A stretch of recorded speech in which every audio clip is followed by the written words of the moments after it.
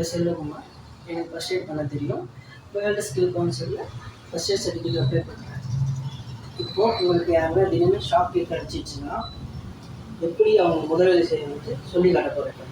எப்படின்னா இப்போ திடீர்னு யாரெல்லாம் ஷாக் அடிச்சிச்சுன்னா அவர்கிட்ட போகக்கூடாது. முதல்ல அவருக்கு எந்த ப்ராப்ளம், அவருக்கு எதெல்லாம் ஷாக் அடிச்சிதுன்னு சொல்லிட்டு பார்க்கணும். நம்மளும் கிட்ட போய் திருத்தும் தொட்டக்கூடாது. தொட்டால் நம்மளும் ஷாக் அடிச்சோம். அதனால் பின்னிருந்து பார்த்து எதனால் அவர் ஷாக் அடிச்சிருக்கு, ஒயர் எதனா அவங்களுக்கு கனெக்டிவிட்டி இருக்கான்னு சொல்லிட்டு பார்த்துட்டு அதை மறுபடியும் துண்டிக்கணும். துண்டிக்கும் போது இரும்போ இல்லை தண்ணி துண்டிட்டோ அதை எடுத்து பண்ணக்கூடாது.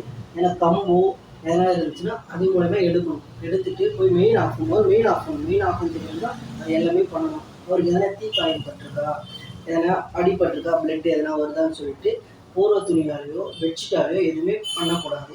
அவர்கிட்ட போயிட்டு பேண்டேஜ் மூலயமா சுற்றணும். சுற்றிட்டு அதுக்கப்புறம் அவர்கிட்ட போகும்போதும் நம்ம பார்க்கணும். சுற்றி எதனா வந்திருக்கா இல்லைன்னு சொல்லிட்டு பார்க்கணும். இல்லைன்னு உறுதி பற்றிட்டு அவர்கிட்ட போயிட்டு அவரை எழுப்பணும். எழுப்பிட்டு அவர் எழுதுக்கலன்னா அவர் அவர் மூக்குக்கிட்ட போயிட்டு காதை வச்சு பார்க்கணும். அவர் மூச்சு விடுறாரா இல்லையான்னு சொல்லிட்டு.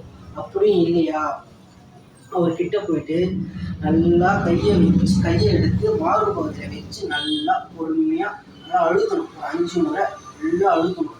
அழுத்தி பார்க்கணும். அப்பயும் மூச்சு விடுறதுக்கு அவருக்கு எந்த ஒரு வாய்ப்பும் இல்லைன்னா திருப்பியும் ஒரு 5 முறை நல்லா வச்சு அழுத்தணும். நல்லா அழுத்திக்கிட்டே இருக்கணும். திருப்பியும் திருப்பி நல்லா அழுத்தணும்.